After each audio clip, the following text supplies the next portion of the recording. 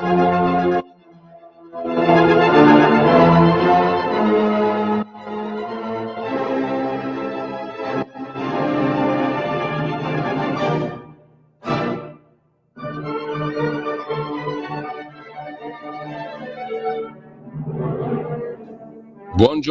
a tutte le teleascoltatrici, tra poco solo radioascoltatrici e teleascoltatori, radioascoltatori. Buongiorno a tutti da Giulio Cainarca. Siamo a un'altra puntata degli Scorretti. Vedo comparire, anzi non lo vedo, ma auspico di vederlo a breve, Carlo Cambi, che come tutti i mercoledì ringrazio per la sua presenza gratis et amore dei, qui in questa rubrica. Adesso lo vedo e spero anche lo sento. Buongiorno Gran Maestro. Ti sei illuminato di immenso, di la verità. Mi sono illuminato di immensissimo nel vederti. Grazie Carlo, davvero.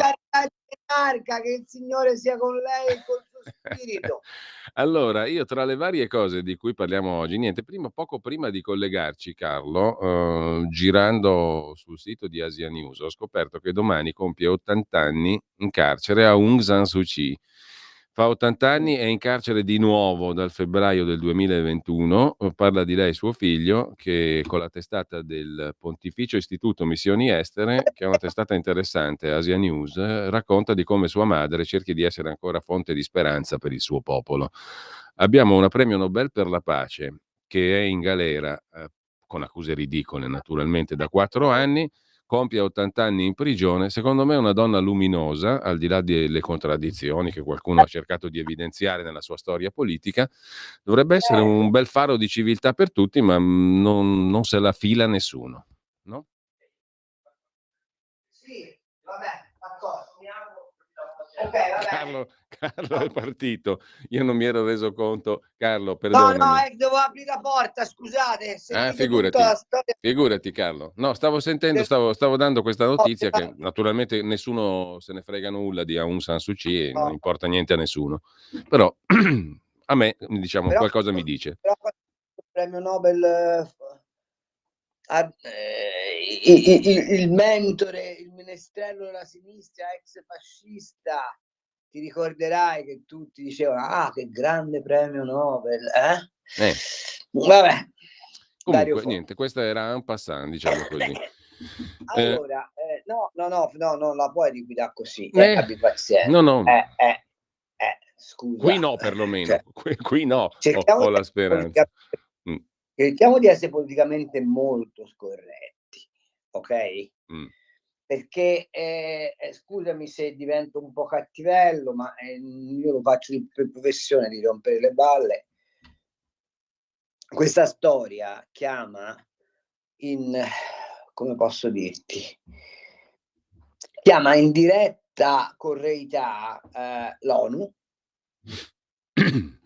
chiama in diretta correità la Chiesa Cattolica, chiama in diretta correità l'Unione Europea, che va in Ucraina e si la piglia con Putin per una serie infinita di ragioni che noi riteniamo assolutamente commendevoli, che alza il ditino contro l'LGBTQ+, che vuole il fine vita, che insiste sui diritti umani, eccetera, eccetera, ma quando si tratta di rompere le balle ai regimi con i quali sia l'Unione Europea sia l'ONU, perché l'ONU è infiltrata da quelle conventicole, con cui sono affari, tutti zitti, compresa la Chiesa Cattolica, che come sai negli anni fulgenti del bergoglismo, che fortunatamente volgono con una rapidità insospettata e insospettabile al termine, ha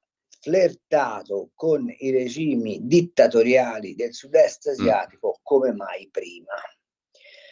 Allora, è inutile che cominciamo a dire Gaza la strage, i diritti non rispettati, se poi queste parole d'ordine di rispetto dei diritti valgono a geometria variabile a seconda degli interessi che si vanno a toccare nel pretenderne il rispetto, perché non mi pare di vedere, per esempio, in questo momento, che nessuno, rispetto a regimi bestiali, come quello birmano, Myanmar, che dir si voglia, quello cinese, come quello della Corea del Nord, in parte come quello vietnamita, ci siano delle levate di scudi che si dice come a Gaza, no, peggio che a Gaza, molto peggio che a Gaza. E ti voglio ricordare che sabato i nostri sinistri, col signor Conte in testa e la signora Schlein che invece va al Gay Pride a Budapest, evidentemente deve salvare il di dietro alla Salis, vanno in piazza contro il riarmo, ma in realtà vanno in piazza a fianco dell'Iran. Cioè, la domanda, e mi stupisco, ma veramente mi stupisco, che il centrodestra non insorga con tutta la forza possibile per denunciare che la sinistra italiana va in piazza a fianco del regime più spietato, oscurantista e bestiale che c'è sulla faccia della terra, che è quello dell'Ayatollah Khamenei. Quindi, se il clima è questo, cioè delle convenienze a geometria variabile, del rispetto dei diritti a geometria variabile, eccetera, eccetera, tu capisci perché della Nobel per la pace, mi pare, Nobel per la pace, non se ne frega nessuno. E la cosa che mi domando è, ma il signor Tajani, per di più è una grande leader donna, oltretutto. Per di più è una grande leader donna, e mi domando, il signor Tajani, che idea ha della politica estera di questo paese? Il signor Tajani ieri mi sembra che sia andato in TV a farsi pettinare malamente, ma brutalmente, da Bianca Berlinguer. Esatto. Ma perché non reagiscono? Perché sono così timorosi e timidi? Tu te lo sei spiegato? Io non lo so. Cioè, onestamente, è come se vivessero una sorta di senso di colpa per essere vicini a Donald Trump, che a casa mia è un signore votato da 80 milioni di americani, che magari sarà anche incostante nelle sue affermazioni, sarà anche, fra virgolette, sconcertante, ma bene o male è rappresentante della più grande, estesa, potente e ricca democrazia del mondo. E io rivendicherei con tutto l'orgoglio possibile l'opzione atlantista. Ecco, io se potessi parlare con Matteo Salvini, la prima cosa che gli direi è: Matteo, qui c'è un grande bisogno di affermazione di Occidente, e il primo partito che si intesta all'affermazione dell'Occidente, secondo me, fa bingo, perché noi stiamo inseguendo oggi, stiamo come la rana nella pentola, cioè non ci rendiamo conto che ci hanno acceso sotto il culo l'acqua e siamo preoccupati delle piccole cose, no? Degli stipendi, ma non ci rendiamo conto che c'è un odio anti-occidentale pervasivo che si muove su due terreni, uno brutale, che è quello di Hamas, tanto per capirci, o se preferisci di Putin, e uno molto più subdolo e potente, che è quello di Xi Jinping in Cina e quello dei paesi arabi nel Golfo. Allora, non rendersi conto che fare tanti ragionamenti contro Putin e non armarsi contro i cinesi, che fare tanti ragionamenti contro Israele e non essere vigili nel bacino del Mediterraneo è una follia allo stato puro. Qui l'attacco è all'Occidente. E perché Trump fa il pazzo e spariglia la globalizzazione? Perché si rende conto che la globalizzazione era il terreno inclinato sul quale l'Occidente stava scivolando nel baratro. Lui ha cercato di riaddrizzarlo, lo ha fatto in maniera probabilmente lo ha fatto e lo sta facendo in maniera probabilmente disordinata e anche spiacevole nei modi, ma il tema c'è. e non capisco perché il centrodestra in Italia non se lo intesti. Ecco, una bella domanda sarebbe: come ci si deglobalizza dopo 30 anni di globalizzazione galoppante e spesso selvaggia? Semplicemente andando in Cina e dicendo: avete rotto le balle, ora o fate le elezioni o cambiate regime o non commercializzate più con l'Occidente. Molto semplice. Si può fare, come si suol dire. Assolutamente. Non è un proposito velleitario e colossale, no. No, no. Allora penso che potrei accettare anche la transizione green, se mi dici io vado e pongo le condizioni ai paesi arabi, per esempio, di parità di sessi.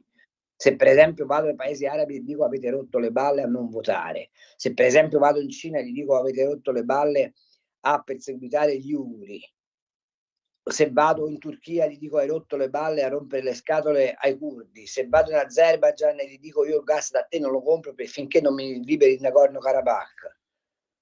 Io sono disposto a diventare povero per questo. Non sono disposto a continuare ad essere preso in giro su battaglie ideali che ideali non sono.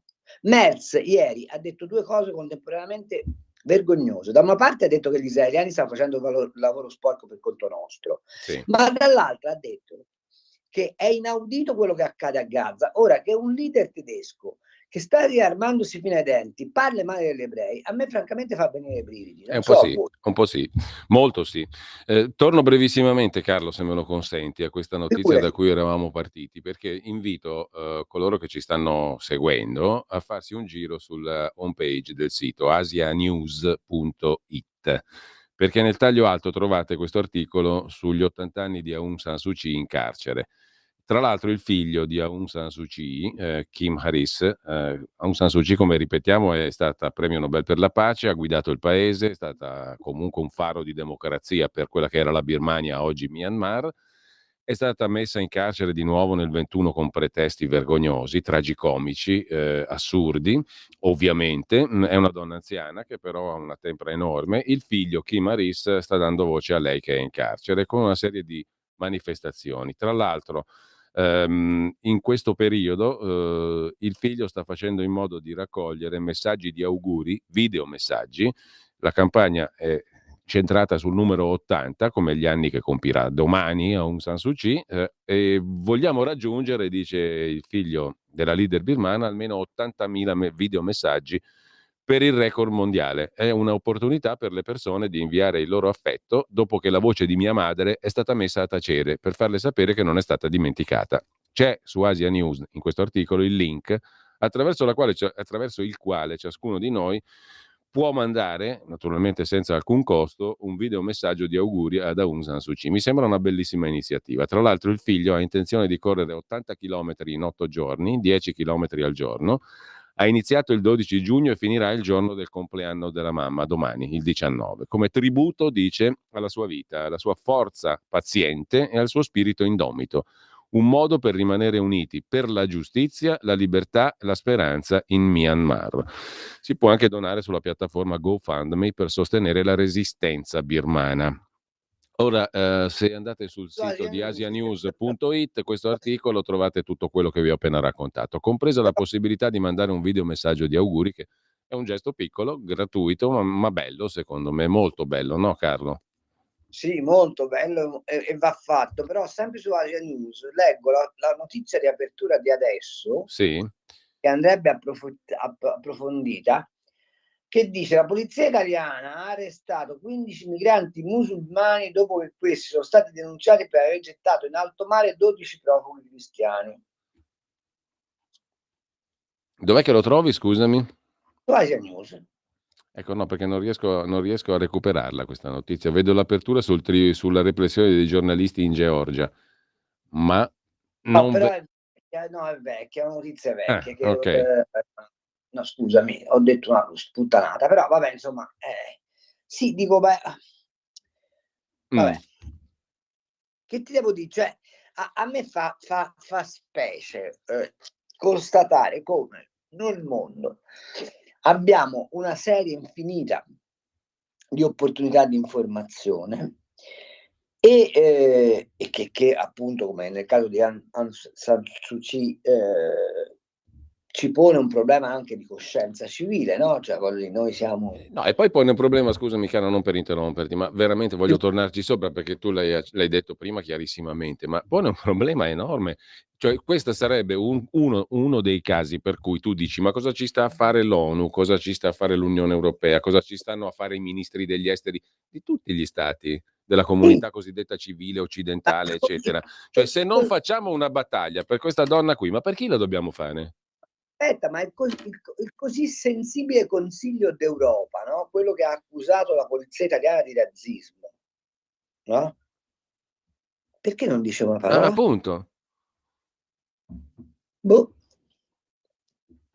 Sai, ma il problema è che lo stesso vale per il vescovo di Singapore, lo stesso Sì. vale per una miriade di persone che nel mondo stanno sacrificando la loro vita a vantaggio della libertà e dei diritti degli altri, che vengono regolarmente ignorati, mentre, ti ripeto, sabato la sinistra italiana va in piazza a fianco degli ayatollah.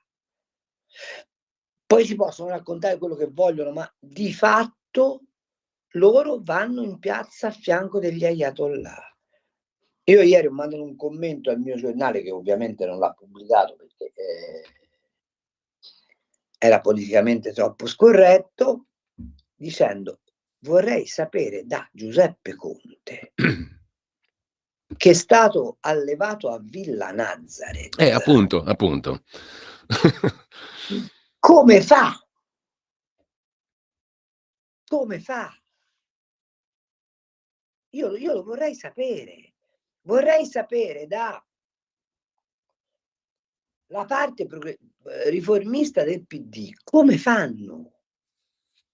Ma Paolo Gentilone, Ermo Viola, ce lo vedi che ma Prodi, ce lo vedi che va in piazza con gli ayatollah contro Israele? Beh, per certi versi sì, ce lo vedo.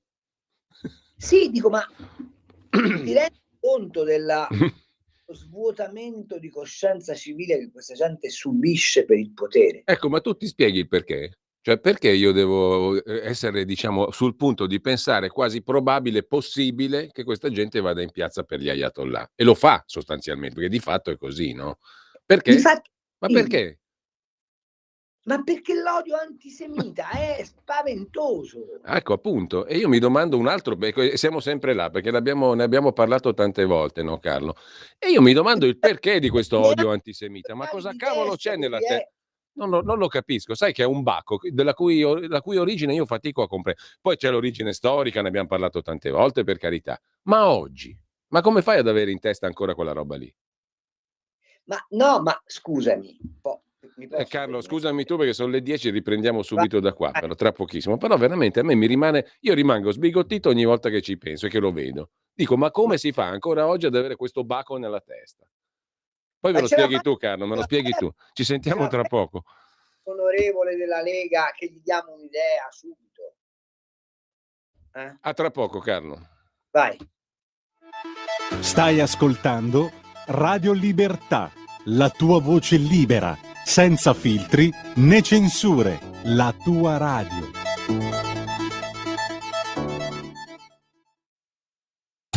Ladri e rapine? Chiama Sicurbet e installa Dialogos.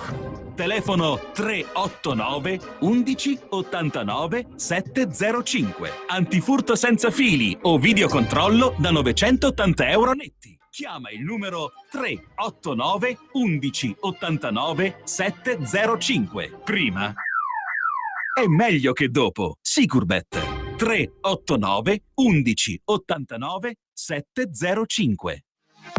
Per la tua pubblicità visita il sito radiolibertà.net. Allora, rieccoci con Carlo Cambi. Allora, per quale motivo c'è questo baco anti-ebraico ancora in piena attività? Ma no, secondo me per un motivo molto semplice, che non si sono resi conto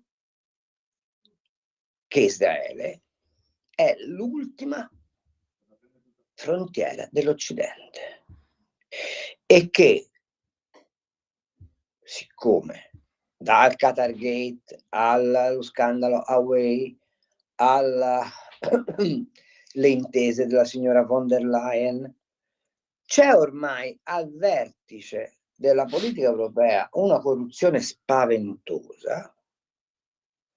Attaccare Israele, attaccando gli ebrei, è il modo migliore per fare un favore a quelli che li pagano. Io di questo sono convinto.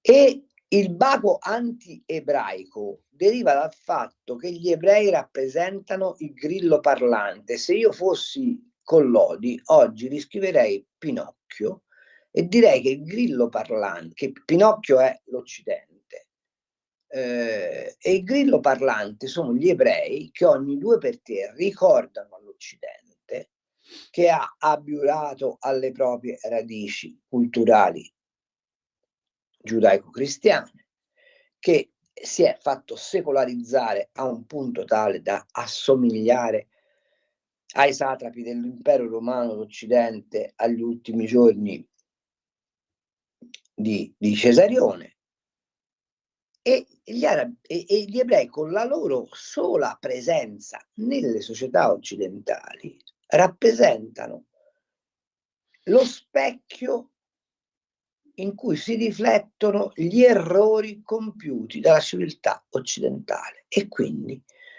come le bambine capricciose, l'Occidente cosa fa? Vuole rompere lo specchio, convinto che rompendo lo specchio si emenda dei suoi vizi. E non è così. Se vuoi la radice profonda, secondo me, dell'antisemitismo è questa. Sì, sì, sì, è diciamo un'analisi che spiega molto effettivamente, e che però lascia sbigottiti comunque. Il risultato finale di questa cosa lascia sbigottiti, Ma perché ti sto il non dicendo, comprendere un elemento così semplice, no, tu dicevi prima, giustamente, cioè questo è l'ultimo argine occidentale. Ma perché sì, come fai a non fatica, c'è- come fai a non comprenderlo? Questo è il punto. ma a me piacerebbe che tu ora potessi chiamare Molinari, no? E dirgli, senti, ma perché non fai una mozione parlamentare così intitolata In difesa del popolo ebraico, punto. E vediamo in Parlamento chi te la vota. Sì, sì, sarebbe una bella cartina di tornasole. Senti Carlo, a proposito di questo, e di questo fronte bellico, ti volevo fare questa domanda. Secondo te questa è un'operazione che Israele più gli Stati Uniti sostanzialmente, no, possono compiere in sicurezza, o si rischia una deflagrazione No, bellica molto più vasta? no, Io ho sott'occhio una dichiarazione, non so quanto possa pesare, ma del ministro della difesa pakistano, che dice che tutti i paesi musulmani dovrebbero combattere uniti contro Israele. In realtà noi sappiamo che tra sciiti e sunniti e tra paesi sunniti ci sono anche molte posizioni diverse, no? Alcune anche molto, molto ragionevolmente ispirate a un atteggiamento di collaborazione, i patti di Abramo su tutti, no? E le nazioni che li hanno sottoscritti già in passato con Trump. Insomma, non è così semplice che tutti i musulmani combattano uniti contro Israele, non è per niente scontato, no? Quindi, secondo te, è un'operazione dopo la quale si può aprire un orizzonte di pace più ampia, questa contro l'Iran, o si rischia un'escalation bellica imprevedibile? Allora, ci sono 3 condizioni. La prima è che non ci si metta, come fa l'ONU, a dare retta alle cifre che vengono da una sola parte, tipo Gaza. La seconda è che servono circa 30.000 Caterpillar, di quelli da 45.000 cavalli, con le penne saldate, che partono dal confine occidentale dell'Iran e arrivano a quello orientale spianando. Non c'è una soluzione diversa, lì bisogna spianare. Terza soluzione, spiegare al mondo, e in particolare alle società occidentali, che il mondo musulmano è diviso in 2. Ci sono i musulmani poveri, e quindi l'Afghanistan, il Pakistan, l'Iran, l'Iraq, la Siria, che sono arrabbiati con l'Occidente e che appunto chiamano la guerra santa, e c'è invece il mondo musulmano ricco, e parliamo di Qatar, Dubai, Oman, Arabia Saudita, in parte Egitto, che di combattere l'Occidente non ne hanno nessuna voglia. Se la gente facesse come capita a me di andare a Londra una volta al mese e passeggiasse davanti ad Harrods, si renderebbe conto che ci sono le signore velate che scendono dalle Lamborghini, che vanno nello stand di Victoria's Secrets o della Perla e spendono con grande indifferenza per comprarsi dei reggiseni e delle mutandine che mettono sotto il caffetano per compiacere lo sceicco dalle 1.000 alle 1.500 euro in 5 minuti. Se passassero appunto a Londra si accorgerebbero che ci sono dei negozi di second hand dove le borse di Hermès comprate quasi esclusivamente dalle arabe costano dai 25.000 euro in su. Se frequentassero per esempio alcuni bar di New York si renderebbero conto che gli studenti arabi che arrivano per esempio alla Columbia o andassero dalle parti di Chicago ad Harvard si renderebbero conto che esistono gli arabi ricchi, ricchissimi, straricchi, che hanno assunto tutti i comportamenti occidentali e che nel segreto delle loro case bevono whisky, fanno orge, fumano oppio, eccetera, eccetera, che di combattere per l'Islam non ne hanno nessuna voglia, tranne che in un momento, quando il panarabismo fa loro comodo per reclutare manodopera a basso costo, per avere servitori che sono quasi schiavi, che in nome della comune fede loro trattano in maniera spaventosamente colonialista. Ecco, quel mondo musulmano lì, di andare in soccorso degli ayatollah, al di là delle divisioni sunniti sciiti e fra sciiti al loro interno, fra sunniti, non ne ha nessuna voglia. Faccio notare, e l'ho scritto, e lo ripeto, lo ridico, che in nessun paese arabo ci sono manifestazioni per la Palestina. Addirittura in alcuni di questi paesi, l'Arabia Saudita per dirne una, se manifesti per la Palestina finisci in galera. Allora è il caso che l'Occidente si svegli e comprenda che esiste un mondo che è fatto di valori o disvalori, a seconda di come li vuoi considerare, che non hanno nulla a che vedere con le prese di posizione appunto dei pakistani, dei siriani, degli iracheni, degli iraniani, e che di distruggere Israele non gliene frega assolutamente nulla. Loro sai con cosa vogliono conquistare? Merrill Lynch, Standard & Poor's, vogliono avere una, come posso dirti, un controllo illimitato sulla finanza mondiale. Ma perché? Perché il loro modo di intendere l'economia è un modo diverso dal nostro. Se vuoi un giorno facciamo una trasmissione su questo, sulla differenza che c'è interessante tra come un arabo vede l'economia e come la vede un occidentale e un cinese. Allora, l'arabo non considera l'economia come uno strumento di, come facciamo noi, no? Di profitto fine a se stesso. L'arabo considera l'economia uno strumento di accrescimento del proprio benessere e del benessere dei propri consimili.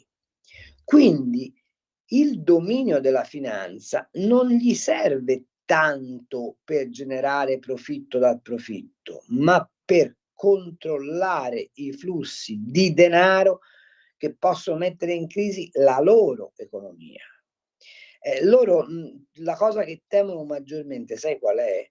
È che per esempio ci sia un incremento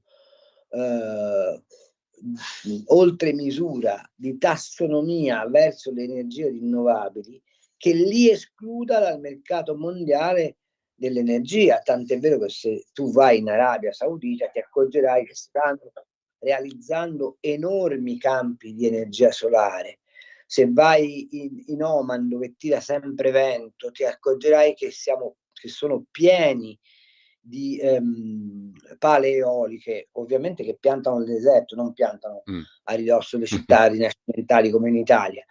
Perché? Perché loro sanno perfettamente che, anche sviluppando l'intelligenza artificiale, eccetera, eccetera, il mondo ha sempre più bisogno di energia, e siccome non vogliono essere sostituiti come fornitori principali di energia nel mondo, si stanno attrezzando. Ecco, la loro finanza serve a questo, serve a mantenere e incrementare il loro benessere. La nostra finanza invece genera profitto dal profitto per alimentare non si capisce bene cosa, visto che poi non c'è distribuzione di quel profitto. E per esempio la loro idea di welfare state non è la nostra idea, no? Per cui tu hai una serie di diritti più o meno codificati e vai a pigliarti quello che ti spetta con l'ISEE, eccetera, eccetera. No, la loro idea di welfare state è accesso gratis a una serie di servizi che vengono dati dal sultano come ripartizione del profitto del sultano alla popolazione, cioè un'idea un po' medievale, se vuoi, ma tutto sommato che funziona molto bene. Appunto dico, ma pragmatica. Appunto, se tu vai per esempio a Dubai, no? Dove c'è la più alta concentrazione di Lamborghini esistenti sulla faccia della terra, rimani stupito di questa ricchezza, questa opulenza, di questa ostentazione anche un po' volgarotta, se mi consenti. Poi parli con chi fa le pulizie e ti dice che arriva appunto dall'Afghanistan e che in nome del panarabismo si è trasferito lì, però ti dice ma quanto guadagna? Pochissimo. E come mangi? Come capita? Però che cosa c'hai? Ciò che se mi sento male io, si sente male mia moglie, io vado all'ospedale del sultano e mi trattano come se fossi il sultano stesso. Quindi l'idea della tribù che sta sotto la tenda, dove c'è un capo, ma tutti beneficiano della tenda della tribù, è un'idea profondamente radicata in quella società, soprattutto nelle monarchie del Golfo. Ed è evidente che quelle monarchie del Golfo non hanno nessun interesse a combattere l'Occidente per quella via, hanno interesse ad inglobare l'Occidente, che è un'altra cosa. Che è un meccanismo peraltro già in atto, no? Da tempo. Che è largamente in atto da tempo. Per esempio, se tu vai adesso ad Abu Dhabi sul lungomare, troverai dei maxi schermi di 30 metri per 20 dove si trasmettono le partite del calcio inglese e gli domandi: scusate, ma a voi che cosa ve ne frega il calcio inglese? Dice: non è il calcio inglese, quel calcio è roba nostra. Cioè loro sanno già di aver conquistato alcuni, come ti posso dire, delle parole d'ordine. Il calcio è diventato una parola d'ordine nell'Occidente e se ne fanno forti, ma con una strategia che non è quella della guerra santa agitata da Khamenei o dagli altri paesi disperati dell'Islam. No, è la strategia della cooptazione. Cosa per esempio che non riguarda la Cina, la quale Cina con grande superbia mantiene la sua diversità e ti vuole conquistare semplicemente rendendoti povero, e fa quello che fanno i cinesi quando vengono a comprarsi col fascio di banconote le nostre aziende, cioè ti strozzano e dopodiché ti mangiano. Quindi non è neanche una volontà di cooptazione come quella degli arabi, ma è una volontà di conquista. Ecco, noi di fronte a tutte queste azioni siamo rimasti inermi, cullandoci in questi dibattiti infiniti se a Gaza ci sia appunto, Carlo, mi stavo domandando proprio questo. Di fronte a queste dinamiche geopolitico-economiche, e noi cosa stiamo facendo? Nulla. Bello, no? Interessante. Assolutamente nulla. Cioè, hai un bel discorrere della piccola e media impresa, della manifattura, dell'artigianato, del made in Italy. Nulla. Cosa stiamo facendo in soldoni, in pratica? Ti dico, assolutamente nulla. Non stiamo facendo nulla al punto tale che continuiamo a raccontare. Cioè, io ho letto stamattina una notizia sul Sole 24 Ore che mi ha fatto sorridere, del nostro provincialismo. Cioè, c'è scritto, il titolo del Sole 24 Ore è "L'euro conquista più mercati del dollaro". Poi vai a leggere il pezzo e ti accorgi che c'è un sintomo proprio di globalizzazione in questo, perché molte monete, a secondo dell'origine della materia prima, stanno diventando leader degli scambi in quel segmento settoriale. Però noi abbiamo ancora l'illusione che l'euro diventi la moneta globale, capisci? E allora, ragionando così, è chiaro che saremo vittime, che siamo vittime, e lo siamo senza possibilità d'appello, perché a un Trump che sconvolge quest'ordine marcio mondiale, noi opponiamo che è un folle, invece di cercare di comprendere come profittare di questa sua, come posso dire, incursione nel luogo comunismo che ha determinato per 25 anni la possibilità della Cina di diventare ciò che non sarebbe mai diventata e ciò che nella storia mai è stata. Mai è stata. La Cina sul teatro della storia non ha mai contato nulla, nonostante abbia avuto dei progressi tecnologici spaventosi. Pensa alla polvere da sparo, pensa alle architetture, pensa a quella infinita serie di piccole tecnologie che Marco Polo si riporta, per esempio, dal suo viaggio, che dimostra che la Cina aveva una sua vivacità, ma la Cina, al contrario della Russia, della sua immensità, faceva un elemento di debolezza. Tutt'oggi in Cina, su 1.300 milioni di persone, ce ne sono 600 milioni che vivono in condizioni di estrema povertà, e questo è il motivo per cui la Cina non ha mai contato nulla sul teatro della storia. Ecco, noi siamo stati gli unici, grazie a Prodi e a Clinton, che evidentemente, obnubilato da Monica Lewinsky, non ha capito che cosa stava succedendo, ad aprire le porte della Cina in modo che la Cina ci potesse invadere. Abbiamo fatto ciò che ha fatto l'impero romano alla sua decadenza, quando, smettendo di produrre, smettendo di preoccuparsi del dare sostanza al proprio idea di diritto, alla propria idea di cittadinanza, si è condannato alla colonizzazione economica, e noi questo abbiamo fatto. Questo abbiamo fatto. Anzi, no, lo continuiamo a prendere in giro il povero Trump, no? Invece di dire, insomma, questa istanza viene non da un paesetto, viene dagli Stati Uniti, approfittiamone, no? Esatto. No, lo prendiamo in giro perché stavo leggendo adesso la home page di Prima Comunicazione, no? Il nostro, che Ma tu l'hai dice, visto? no, dimmi Carlo, dimmi, poi te Ma la dico dicevo, ma io. tu hai visto i can che hanno montato su Los Angeles, i migranti, eccetera, eccetera? Sembrava la guerra civile. Quanto è durato? Un pomeriggio quasi, più o meno, insomma. Allora, cioè, di cosa stiamo parlando, capisci? No, stavo dicendo, adesso ho sott'occhio questo titolo di Prima Online, no? È il nostro mondo, quello dei giornalisti. Lo smartphone di Trump, il prodotto tutto made in USA, costruito in America? No, più probabile in Cina. Visti i costi, gli smartphone targati Trump saranno prodotti in Cina. Andiamo avanti così, tutto sommato, no? Prendiamolo in giro. Capito? Però la cosa che non scrive prima è che costa $190 e lui li vende a $4,80. Giusto così per... Vabbè, ma a parte questo, quindi capisci che allora contro Israele, contro Trump, per fare che? Per andare con chi? Per imparentarsi con chi? Con chi appunto mette San Suu Kyi in galera? Per chi dice alle donne siete schiave? Ma guarda che è passata sotto silenzio, a parte quello che ha scritto La Verità da molto tempo. Ma tu ti rendi conto che in Gran Bretagna sapevano di centinaia di stupri di pedofili pakistani su delle bambine, e hanno insabbiato le inchieste per non disturbare la comunità musulmana.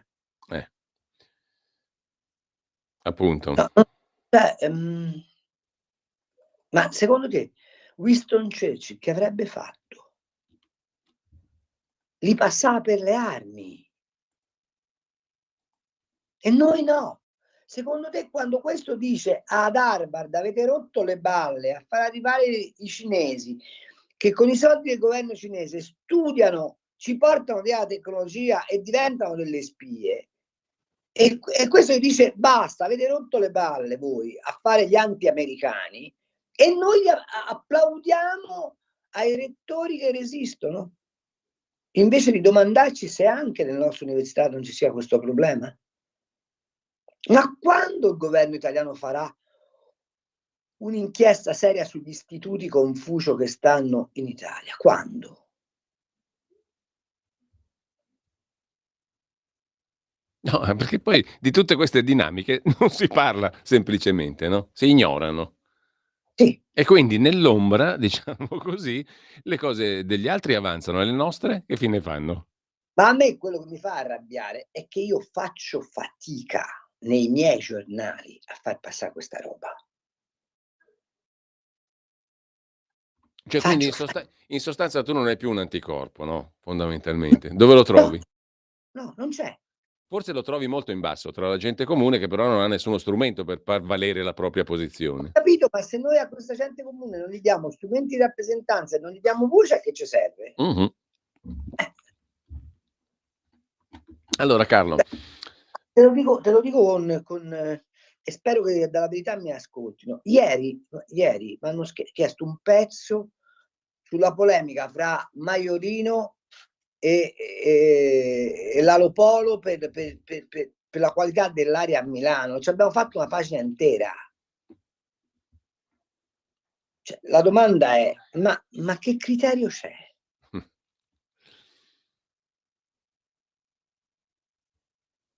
No, e se tu ti andassi oggi a proporre un pezzo dicendo possiamo ragionare un attimo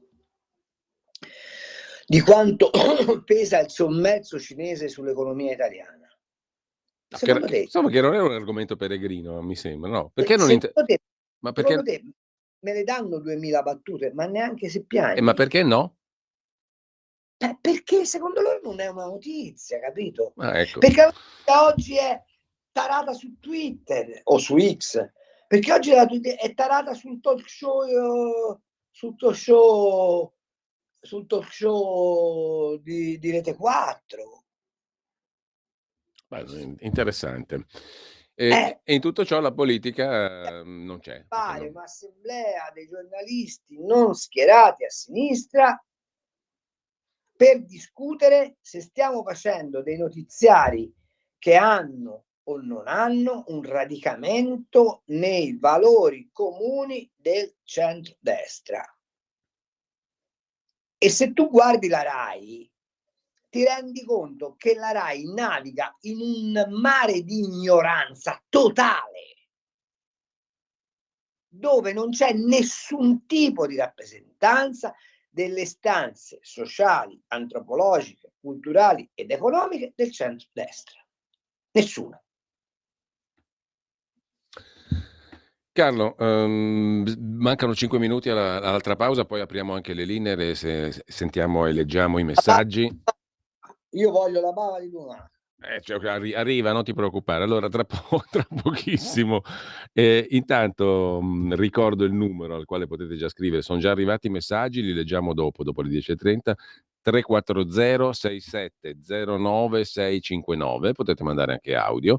E poi segnatevelo se non ve lo ricordate, ma comunque apriremo anche le linee allo 02 92 94 7222. Due cose volevo ancora chiederti per ricollegarci all'argomento di cui parlavamo prima, cioè la guerra Israele-Iran. Allora, secondo te è possibile che da un punto di vista prettamente militare raggiunga i suoi obiettivi, in primis distruggere i siti di arricchimento dell'uranio? Si dice che soltanto gli aerei americani possono portare bombe tali da scardinare completamente l'arsenale atomico iraniano. Non lo so, io non sono un esperto di queste cose, leggo quello che si scrive. Ma da un punto di vista prettamente militare, secondo te, è possibile raggiungere l'obiettivo in tempi rapidi? Dal punto di vista militare, l'Iran è un esercito molto arretrato e molto debole. Il tema è che i bunker sono a una profondità tale che, leggo anch'io perché non è che sia un esperto militare, pare che la profondità di questi bunker sia tale che colpirli direttamente è complicato, quindi devi fare una cosa, devi annientare le difese di terra, arrivare lì, aprire questi famosi bunker, entrarci dentro e distruggere, non so con quanto livello di sicurezza, tutto quello che c'è dentro. Detto questo, secondo me, se poi entrasse ufficialmente in campo anche l'America, l'Iran non ha nessuna possibilità di resistere, anche perché l'esercito israeliano, per quanto sia un piccolo paese, ha un livello di efficienza e di tecnologia come forse nessuno al mondo, quindi dal punto di vista meramente militare sì. Bisogna vedere quali sono a Russia e Cina non gliene frega niente dell'Iran? Dunque, alla Russia gli interessa utilizzare questa crisi per riguadagnare credibilità internazionale e d'altra parte hai già visto che Trump da questo punto di vista li accredita, Sì, no? sì. E quindi gliene frega nella misura in cui, se si propone come mediatore di questa roba,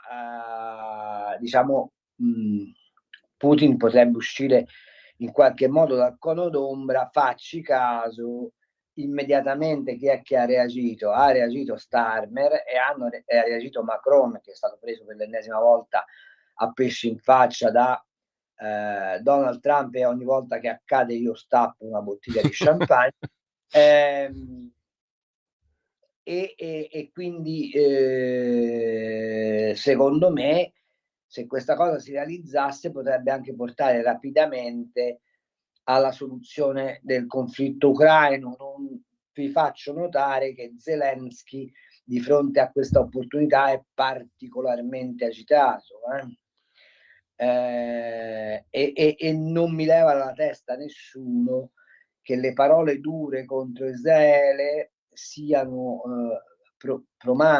promanino da coloro i quali hanno tifato per la massima belligeranza europea, primi fra tutti i tedeschi, i quali hanno paura che, pacificandosi il fronte ucraino, questo afflato belligerante dell'Europa si riassopisca per l'ennesima volta e la loro speranza di risolvere la crisi economica attraverso il riasmo naufraghi, perché poi sapete,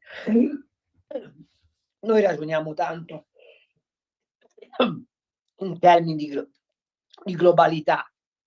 Ci sono però sempre gli interessi di piccola bottega che vanno tenuti in debito conto. Ecco, quindi la vedo così. La risposta alla tua domanda è: se si mettono di mezzo gli americani, per gli iraniani non c'è nessuna possibilità di uscirne. Allora, abbiamo la pausa, da noi tanto agognata, Carlo. Dopodiché mi è capitato dopodiché mi è capitato sott'occhio una dichiarazione del ministro dell'economia italiano Giorgetti sulla demografia, cioè che facciamo pochi figli, e sulla finanza pubblica. Te la giro e poi magari la commentiamo insieme. Tra poco, pochissimo. Stai ascoltando Radio Libertà, la tua voce libera, senza filtri né censura. La tua radio. Lo amiamo perché ci offre sempre le cose più buone e naturali. Linea Alberto Acerbis. Eccoci qua, cari amiche e cari amici di Radio Libertà. L'estate è arrivata, sembra che ci siamo, sembra che qualcosa stia cambiando, un pochettino di sole fa bene alla salute, fa bene allo spirito, fa bene a tante cose. Però in questo periodo, cari amici di Radio Libertà, cosa succede? Ma dai la bruschettina, ma dai la patatina, ma dai quello lì, ma dai quello là, e chi soffre di problemi gastroesofagei, quindi penso al bruciore di stomaco, al reflusso, alla pancia gonfia, alla cattiva digestione, all'amaro in bocca. Queste qua sono stagioni un po' particolari perché lo faccio io. lo farete anche voi, si mangia un pochettino di più, si assaggia un pochettino di più.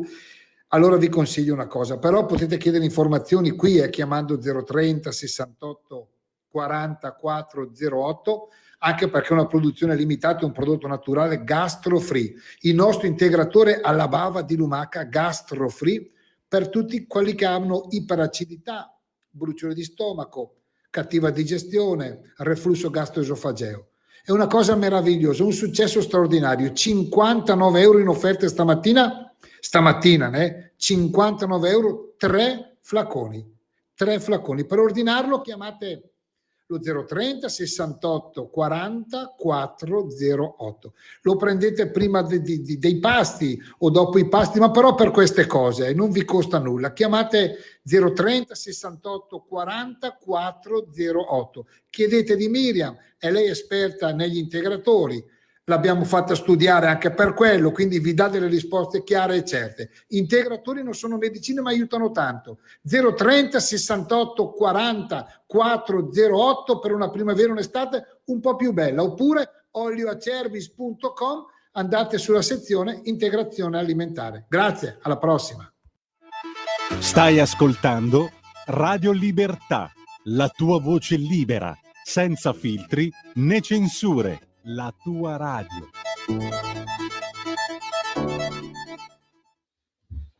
Rieccoci in onda con Carlo Cambi. Non mi vuoi dare retta, ma qui bisogna fare una gita sociale degli ascoltatori di Radio Libertà per andare a trovare Acerbi. Io ci sto, te l'ho detto, dobbiamo farcene promotori veramente, dobbiamo andare a trovarlo, è un grande, è un grandissimo. Intanto ti giro questa cosa, poi apriamo le linee da subito, dico alla regia, lo comunico, apriamo le linee telefoniche 02 92 94 7222 aperte e libere a vostra disposizione, dopo vediamo anche i messaggi. Intanto però dicevo poco fa, il ministro dell'economia italiano Giancarlo Giorgetti, audito dalla commissione di inchiesta sulla transizione demografica, della cui esistenza io non conoscevo nulla. C'è una commissione di inchiesta sulla transizione demografica. Devi spiegare che cosa significa transizione demografica. Comunque, qualsiasi cosa significa ha a che fare con la demografia, cioè col fatto che abbiamo facciamo come italici pochi figli. Questo influenza i saldi di finanza pubblica e la sostenibilità del debito pubblico, con ricadute che richiedono continui aggiornamenti, ha detto il ministro dell'economia. Denatalità e invecchiamento sono una delle principali problematiche che l'Italia si trova ad affrontare, per implicazioni di lungo periodo sui conti pubblici. Contrastare questo cambiamento è un obiettivo politico che il governo si è posto fin dal suo insediamento. L'Italia invecchia e si spopola e il fenomeno è più grave nel sud, dove 3.400.000 abitanti potrebbero mancare all'appello entro il 2050, quasi 8 milioni entro il 2080, secondo i dati forniti dal ministro Giorgetti in audizione, appunto, in questa fantastica commissione di inchiesta sulla transizione demografica. Nel 2024 la fecondità è rimasta stabile solo dalle tue parti, Carlo, solo nel centro Italia, mentre il sud e il nord hanno avuto una contrazione. In particolare il mezzogiorno ha raggiunto un nuovo punto di minimo. La questione della denatalità, ha aggiunto il ministro Giorgetti, presenta sovrapposizioni con quella dello spopolamento territoriale. Le previsioni demografiche indicano cali della popolazione residente nel breve e nel medio termine e via dicendo. Il fenomeno non riguarda solo nord, centro, sud, cioè le macro regioni, ma anche la zona interna del paese, le macro aree interne a queste tre zone, nel senso che gli scenari demografici indicano che il calo sarà più intenso nelle aree interne rispetto ai centri maggiori, il che mi sembra un po' la scoperta dell'acqua calda, ma comunque i comuni delle aree interne del centro-nord potrebbero andare incontro invece a un aumento della popolazione. Comunque questo rende più difficile anche il sostegno del debito pubblico e bla bla bla. Io direi molto bla bla bla, così a occhio e croce, no Carlo? Detto con tutto il rispetto, per carità, sia per la Commissione che per il Ministro. Perché premesso che Giorgetti ha fatto un lavoro egregio sui conti pubblici, gli va dato di questo, c'è un motivo. Il Ministro dell'Economia potrebbe fare una cosa molto semplice. Per esempio, per le zone terremotate del centro Italia, istituire tutte le ZES, le zone fiscali speciali, Per esempio, si potrebbe fare un piano di azione abbastanza concreto che, se si ripopolano i paesi dell'entroterra, le coppie giovani hanno vantaggi fiscali molto consistenti. Il problema qual è? Che finché si dà retta al populismo della sinistra di lavorare sui vantaggi fiscali legati all'ISEE, che spesso e volentieri sono falsi, non si ha la disponibilità di cassa per favorire invece questo tipo di interventi. E se io fossi al Ministero dell'Economia, spingerei moltissimo non sui bonus per sostenere la domanda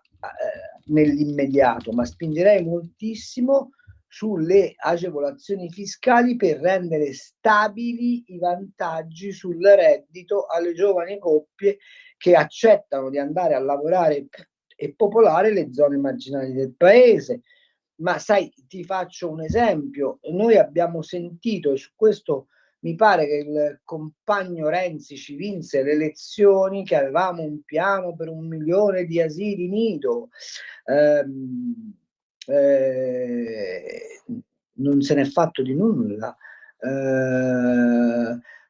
Nella retorica pelosa della sinistra stiamo sempre a parlare del gender gap, non parliamo mai del gap esistente tra una donna sposata o comunque che ha dei figli con le responsabilità familiari e una donna che non ha queste responsabilità familiari, eccetera, eccetera, eccetera. Siamo in larghissima misura vittime di quella narrazione dei diritti, dei desideri che diventano diritti, e abbiamo prestato zero attenzione alla modificazione che questa legislazione o questo nuovo comunismo induceva nella percezione delle persone come costituenti di quel nucleo essenziale che è la famiglia. Io insisto, l'ho scritto 1000 volte, ma è un altro di quei temi che fai fatica a far passare sui giornali, e cioè bisogna rileggersi Lenin e quello che diceva dei figli e delle famiglie, e sapere che la sinistra ha lavorato in Europa a distruggere sistematicamente la famiglia, perché, come scriveva John Locke nel saggio sull'intelletto umano, la famiglia è il primo nucleo della società libera. E tu capisci che chi aveva nella testa la società massificata per avere la lotta di classe doveva necessariamente distruggere la famiglia, e questa distruzione è stata portata avanti in maniera scientifica dai primi del Novecento a tutt'oggi, e quello che stiamo raccogliendo è esattamente questo, è i frutti di quella idea. Ma quando io mi sento dire dagli stessi vescovi italiani che la famiglia tradizionale, beh no, allora no, ma la famiglia è l'amore di due persone, no, quando tu abdichi all'idea, come scritto in Costituzione, che la famiglia sia il nucleo fondante della società, fondata sul matrimonio fra uomo e donna, il che non significa che tutto il resto non abbia diritto ad essere, vorrei che fosse chiaro, ma il privilegio va dato su quella roba lì. E poi alla fine vieni a piangere che c'è il calo demografico. Ma voi ve lo ricordate quando l'Italia era un paese povero veramente e la gente faceva comunque figli? Perché? Perché ogni figlio è una scommessa sul futuro, è una speranza. E perché abbiamo smesso di fare figli? È chiaro, tu mi prendi 2 ragazzi a Milano oggi e digli fai figli, in quale casa? In quale posto? Appunto. Però se tu quei 2 ragazzi li mandi nelle alte valli bergamasche e gli dici se vai là non paghi €1 di tasse, ti metto la linea wifi, perché ormai quasi tutti fanno lavori compatibili con lo smart working, vedrai che probabilmente i figli poi li fanno. Il problema è che tu devi avere il coraggio di smontare il welfare di smontare la macchina fiscale e rimontarla per favorire l'incremento demografico. Se poi c'hai una sinistra che è convinta che con i migranti si piglia la scorciatoia del calo demografico, gli si dà pure il voto, così la sinistra è garantita nei prossimi anni, prossimi decenni, a governare le macerie di un sistema occidentale che sta implodendo, allora è chiaro che poi fai i discorsi che poveraccio è costretto a fare i soggetti in questa fattomatica commissione della transizione demografica. Vabbè, cosa vuol dire transizione? La parola transizione demografica tradotta in italiano significa aspettando la sostituzione etnica. Ecco, appunto, stavo pensando a quello, ma pensavo di pensare male, invece non penso tanto male, no? Perché l'hai pensata anche tu, quindi mi è venuta anche a me. Comunque abbiamo 2 telefonate e un tot di messaggi, 3 telefonate e un tot di messaggi via WhatsApp. Sentiamo le telefonate in attesa da un po'. Pronto? Buongiorno. Buongiorno. Al conduttore e a Carlo, di cui sono un assiduo lettore essendo abbonato alla Verità. Volevo soltanto fare 2 brevissime considerazioni. Ognuno di noi è colpito da quello che sta succedendo a Gaza. Quello che mi lascia perplesso è che nessuno sottolinei che se Hamas liberasse i prigionieri, gli ostaggi, e deponesse le armi, la guerra finirebbe immediatamente. E questo è un dato oggettivo. Del resto le guerre, non c'è niente di peggio della guerra che una pessima pace. Siccome negli ultimi 50 anni in quelle zone sono state fatte solamente pessime paci, probabilmente la definitiva distruzione di Hamas. L'altra questione invece che mi lascia, anche questo molto perplesso, è che io, che voto da quando avevo 20 anni, quindi da quando ne ho una cinquantina, ogni qualvolta sento dire dobbiamo chiudere alle macchine Euro 5 perché ce lo chiede l'Europa. Ma a me come elettore, io non ho mai eletto nessuno che nel suo programma elettorale mi avesse mai proposto il Green Deal. Cioè, sono tutte questa trasposizione di questo potere all'Europa. In realtà noi elettori ce ne accorgiamo sempre strada facendo. Quasi mai ci viene chiesto il perché e il per come. Ultima cosa, e questo per Carlo, se lei pensa di fare un congresso dei giornalisti di centrodestra, penso che i numeri siano alquanto scarsi, perché sono rimasti veramente pochi e tendono a esaurire. Grazie. Grazie a lei. Ci avevamo altre 2 chiamate. Pronto? Pronto? Buongiorno. Buongiorno dalla rinfrescata Rieti, dopo diciamo lo sciacquone di ieri. Lo sciacquone. L'aria. Vabbè. Ha rinfrescato l'aria praticamente dopo la canicola. No, ma io volevo dire che casualmente un paio di 3-4 giorni fa facevo zapping con la TV, no? Col telecomando, e mi capita un'inchiesta che il buon Carlo Cambi ha segnalato da 3-4 mesi, e mi trovo un bulletto da 4 soldi davanti, che una giornalista gli fa una domanda, va bene, dice, ma lei sto parlando del compagno Ricci di Pesaro, e dice lei l'ha mandata ai Fratelli d'Italia, non parlo con lei perché lei l'ha mandata ai Fratelli d'Italia.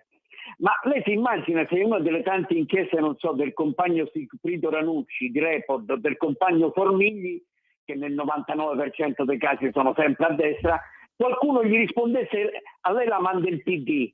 C'è un'arroganza, una supponenza di questo bulletto da 4 soldi, e io penso che i loro compagni nelle Marche, che speravano di vincere con lui, stanno seriamente pensando di scaricarlo. Un suo parere cambia, perché sono rimasto colpito da questo qua che diceva la giornalista, a lei la manda Fratelli d'Italia.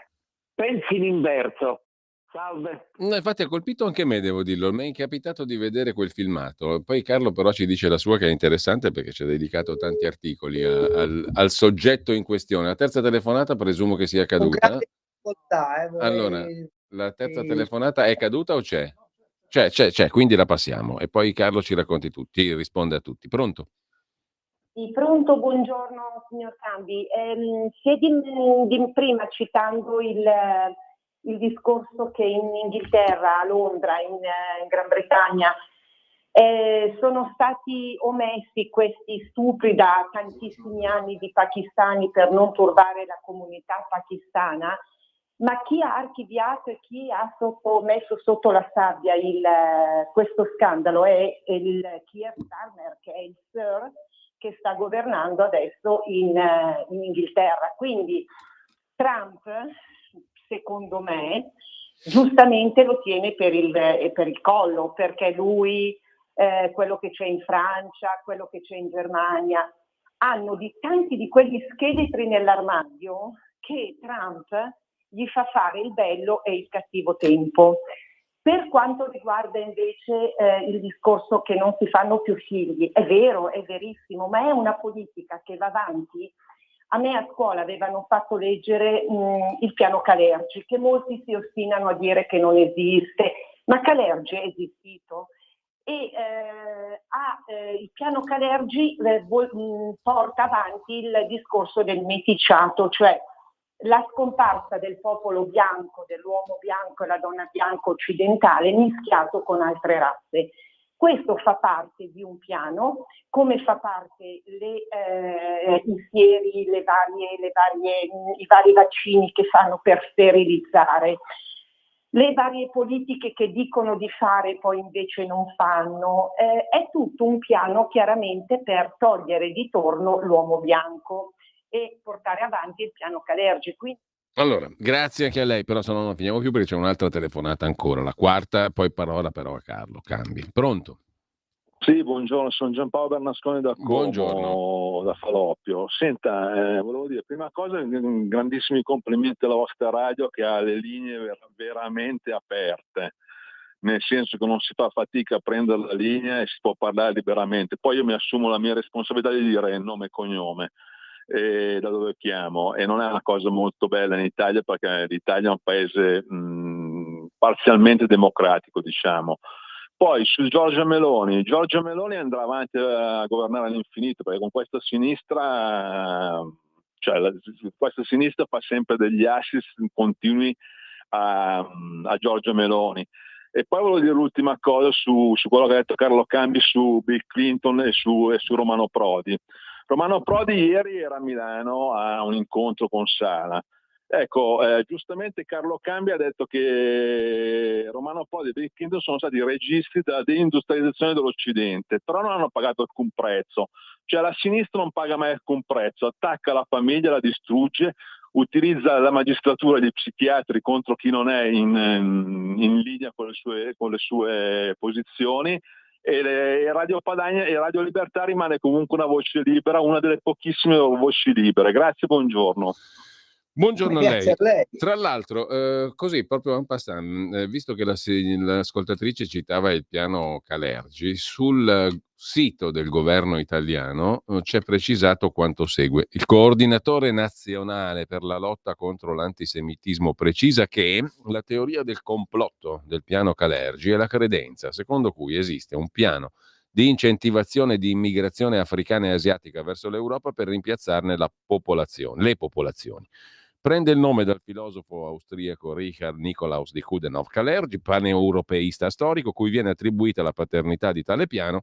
Questa teoria trova credito soprattutto in ambienti di estrema destra, nazionalisti, sovranisti e separatisti. In tema di pregiudizi antisemiti, il governo italiano ci fa ricadere dentro anche la questione del piano Kalergi. Così, en passant, perché ho fatto una ricerchina veloce ed è uscito il sito del governo italiano e del coordinatore nazionale per la lotta contro l'antisemitismo. Una curiosità. Carlo, abbiamo un bel po' di roba e un sacco di messaggi. Poi Piano Kalergi, io non vado mai dietro a questa roba. So che esistono delle linee teoriche di dottrina molto semplici in economia, quelle che citavo apposta Lenin, che la sinistra ha in Occidente portato avanti sistematicamente per la distruzione della famiglia come asse portante delle società. Secondo me questo è più che sufficiente per arrivare, dopo un secolo di questi attacchi alla famiglia, ai risultati che ci sono oggi senza invocare il piano Kalergi. Seconda cosa, Radio Libertà è libera, sì, è libera e speriamo che continui sempre ad esserlo, altrimenti io non starei a questi microfoni. Ma sulla deindustrializzazione è stata programmata, dice non ha pagato mai nessuno, ma le faccio osservare, mi perdoni, che ieri il nostro Presidente della Repubblica, a fronte di un referendum che ha sancito che sulla cittadinanza breve gli italiani proprio non ne vogliono sapere, ha rilanciato la necessità di una legislazione per favorire le comunità italiane all'estero e incentivare l'integrazione. Lei per quale motivo ritiene che al Quirinale ci siano stati solo ed esclusivamente inquilini di centro-sinistra? Allora, abbiamo un po' di questioni però arretrate, no? Il primo ascoltatore poneva 3 quesiti: Gaza, Hamas liberi i prigionieri, deponga le armi, finisce lì. La questione del green e delle automobili e poi il numero dei giornalisti di centrodestra. Allora, il numero di giornalisti di centrodestra non so quanti siano, se siamo pochi vuol dire che siamo più là che chiacchieriamo meglio, però andrebbe... Del green e delle automobili ti sei occupato anche di recente. Sì, ma voglio dire, ma quello è evidente. Cioè, la domanda è, ma a lei gli hanno mai chiesto se voleva l'euro? No. L'Europa è costruita su una convenzione antidemocratica. La signora von der Leyen da chi è eletta? È scelta da dei governi, è mediata da dei governi, quali sono mediati dai parlamenti nazionali, quali sono mediati a loro volta dal Parlamento europeo. Cioè l'Europa è una costruzione non democratica, questo lo sappiamo. Quindi tutti i provvedimenti europei le faccio notare semplicemente questo, che quando l'Europa ha provato a darsi una Costituzione è fallita e uno dei responsabili del fallimento della Costituzione europea si chiama Romano Prodi. Ciò nonostante viene osannato in questo paese come se fosse l'oracolo di Delfi. Ricordo sempre che il professor Romano Prodi è entrato in cattedra come ordinario di economia aziendale a scienze politiche a Bologna con una tesi sull'impiego del caolino nell'industria ceramica di Fiorano Modenese, ok? Questo grande guru dell'economia mondiale. Credo aver risposto a tutto, no? Sì, più o meno sì. Ricci, l'onorevole Ricci, ex sindaco di Pesaro, che dice all'intervistatrice della Rai: ma lei è mandata da Fratelli d'Italia, può andare a quel paese. Allora, se l'avesse fatto a un giornalista di sinistra sarebbe stato la rivoluzione, ma questo fa parte di quella necessità del congresso di giornalisti di centrodestra che io invoco, anche se ci troveremo 4 amici al bar, come dice il nostro amico da Rieti, magari andiamo a fare proprio a Rieti che è rinfrescato con sciacquone. E Ricci è uno strano personaggio, il quale gode di un'amicizia totale di Gianni Letta, perché lo ha fatto presidente della Fondazione Rossini, ha accesso pressoché illimitato alle reti Mediaset, in particolare alla rete 4, dove non è mai stato contestato né è contestabile. Io nel mio stesso giornale faccio una grande fatica a parlare di Matteo Ricci, ma vi spiego soltanto questo signore si candida a governare la Regione Marche avendo postulato quanto segue: io do le linee di indirizzo, poi che cosa fanno gli uffici non mi interessa. Cioè sarebbe come dire: io eleggo uno che mi dice delle belle cose, poi come vengono gestite e se queste cose si fanno o non si fanno se ne disinteressa. E ha detto tutto questo, sapete perché?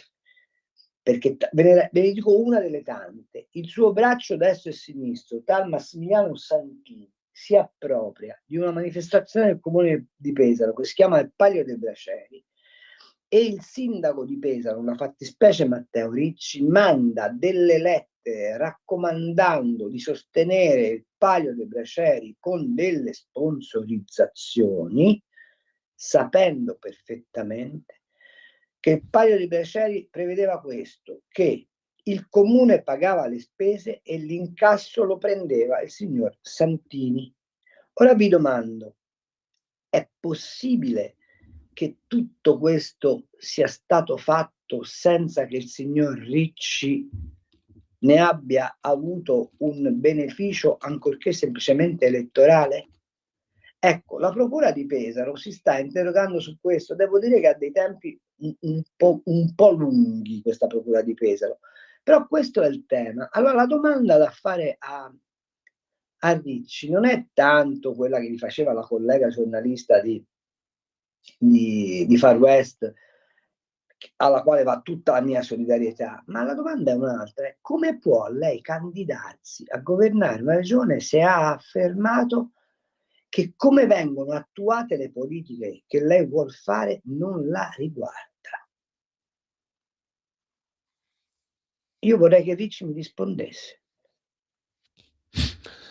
Allora, e vorrei sapere perché il centrodestra, siccome questo scandalo è stato tirato fuori da una signora, da un'avvocatessa che si chiama Pia Perricci, la quale aveva una sua lista civica alle elezioni e non è stata eletta, perché il centrodestra marginalizza la Perricci invece di trarre vantaggio dalle sue ricerche e magari utilizzarla come grimaldello per scalzare il sistema di potere che c'è a Pesaro, che è incardinato su Ricci e sul suo vice sindaco di allora Vimini, oggi diventato sindaco, il quale ha detto in pubblico: io non chiederò sponsorizzazioni al nome del comune perché non voglio essere indagato. C'è bisogno di un'ulteriore dichiarazione per dimostrare che, come quando Ricci governava il comune di Pesaro, ha utilizzato le sponsorizzazioni per generarsi dei favori ancorché indiretti? Ecco, io vi domando, è possibile andare avanti in questo modo con il centrodestra che ha paura delle sue ombre, Carlo, che governa come se camminasse sulle uova invece di dare mazzate a destra e a sinistra a un sistema di potere marcio che ha condotto questo paese con i governi a guida PD mai eletti allo sfascio? Ma vi rendete conto che noi siamo precipitati dal 2000 ad oggi, in 25 anni, in una condizione di, fra virgolette, povertà diffusa, quando eravamo la quarta economia mondiale? Carlo, dobbiamo, mea culpa, non ho tenuto sotto controllo l'orologio, sono le 10:59, ci sono 2 chiamate in attesa, devo chiedere la massima sintesi agli ascoltatori o ascoltatrici. Pronto? Pronto? Buongiorno. Sì, sono Graziano, chiamo da Galarate. Prima di tutto quella persona lì che io sono appena rientrato, è veramente delle cose veramente giuste. E poi anche l'altro ascoltatore, quello che ha detto di Prodi. Dal 2000 con l'euro ha rovinato l'Italia e ancora tuttora sono lì, ma io dico e ripeto sempre, ma con tutte le bellezze che c'è in Italia, ma dopo tutto il resto siamo un paese di pagliacci. Scusa, però veramente non ne posso più, guarda, veramente. Buona giornata. Allora, l'altra telefonata, l'ultima, pronto? Pronto? Buongiorno. Mi sente? Sì, prego, buongiorno. Buona giornata a lei, professore. Vorrei sapere la sanità in Calabria. 20 anni di centrodestra, 1 miliardo di debiti e nessuno ci mette mano. O chiude un capolavoro. E allora come la mettiamo la sanità in Calabria? Che non ne parliamo? Che praticamente l''ndrangheta possiede tutta la situazione nelle mani con il supporto della Lega e di Forza Italia. Complimenti davvero. 20 anni di centrodestra in Calabria mi sembra un'illusione ottica, diciamo. Il centrodestra. Veda bene, vediamo bene, poi parliamo di tutti i delinquenti e anche nel PD naturalmente. Ma parliamo di tutti i delinquenti, non parliamo solo di quelli del PD. Vabbè, 20 anni ripeto, di centrodestra in Calabria mi sa che li ha visti solo lui. Comunque. Vabbè. Allora, quindi la conclusione qual è? Non lo so. Conclusione? E siccome in Calabria il centrodestra non mette a posto la sanità, vanno a soldi tutti gli altri, non ho capito, Boh. cioè, mi sfugge il ragionamento. Diciamo che la Calabria, se la osserviamo da un punto di vista politico, è tutto un mondo a parte, no? Lì non c'è questione di centrodestra o centrosinistra, è un altro mondo, è un mondo completamente a sé. Ma il cittadino calabrese che cosa ha fatto appunto per cambiare le cose? Perché io mi sono un po' rotto le balle di sto piagnisteo continuo che è sempre colpa degli altri. No, ma tu scusami, ieri sera per caso mi è capitato di vedere una vecchissima inchiesta delle Iene che avevamo commentato a suo tempo nel 19, nella quale bellamente la ASP, cioè l'azienda sanitaria pubblica di Reggio Calabria, spende 1 miliardo di euro all'anno senza fare un resoconto, senza avere un bilancio. A te pare possibile? E gli chiedevano a un manager della sanità friulana: ma se lei facesse così, quello dice: no, guardi, il primo bilancio che io non faccio, la prima fattura che non è regolare, il giorno dopo sono a casa. Qui invece stiamo parlando di 1 miliardo di euro gestiti ogni anno senza traccia, fatture pagate 2, 3, 4 volte. Vogliamo parlare del numero delle guardie forestali che c'è in Ma Calabria, voglio dire un'altra cosa, perfino un ministro, Sacconi, no, disse a suo tempo che la sanità calabra era basata su tradizione orale, cioè non c'era nessun conto scritto. Quindi diciamo, di cosa stiamo parlando? Quelli la secessione l'hanno già fatta da tanti anni e gli è stato concesso di farla, questo è il problema. Sì, no, ma voglio dire che ci sia una responsabilità enorme dello Stato centrale che ha tollerato e spesso e volentieri è stato connivente anche con organizzazioni criminali malavitose, non c'è ombra di dubbio, ma ciò detto, se il cittadino calabrese passasse dal piagnisteo alla protesta reale e si astenesse esso stesso da comportamenti borderline, probabilmente la situazione sarebbe un po' diversa, anche perché giova ricordare che a piè di lista paga il resto del paese. Allora, dobbiamo proprio salutarci, Carlo, però una roba sintetica te la giro, perché sennò sembra che ometto. Ne ometto tanti, purtroppo mea culpa, non ho tenuto conto dell'orologio, ci sono diversi messaggi di cui non riesco a dar conto. Però lei mi omette. Allora uno te lo giro però proprio in chiusura, no? Allora, perché l'ho sentita spesso questa argomentazione. Scrive Dario: se Israele ha il diritto di difendersi, non è giusto dare lo stesso diritto all'Iran? Se Israele fa la guerra preventiva per difendersi da armi nucleari che l'Iran ancora non ha, cosa può fermare l'Iran in futuro dal fare una guerra preventiva verso Israele per difendersi da armi nucleari che Israele ha già? Se Israele è in grado di decapitare i vertici militari iraniani a migliaia di chilometri, com'è che non libera ostaggi in mano ad Hamas da 2 anni in un territorio sotto il suo controllo? Scrive Dario e te lo giro. Caro Dario, lei ha probabilmente una fidanzata, una moglie, lei probabilmente va alla partita, lei probabilmente professa le sue idee, lei probabilmente, ecco, tutte queste cose a Tel Aviv, a Gerusalemme, a Haifa sono possibili.